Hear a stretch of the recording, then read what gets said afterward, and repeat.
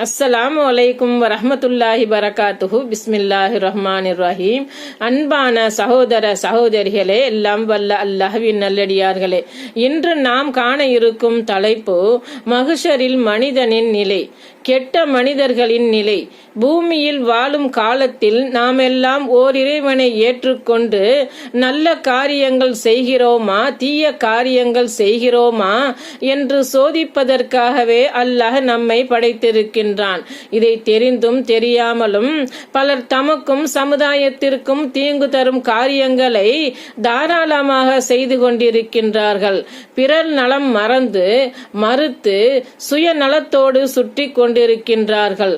தங்களின் தவறான குணத்தாலும் காரியத்தாலும் ஏற்படும் மோசமான விளைவுகள் பற்றியெல்லாம் கடுகளவும் கவலைப்படாமல் கண்மூடித்தனமாக காலத்தை கழித்துக் கொண்டிருக்கிறார்கள்.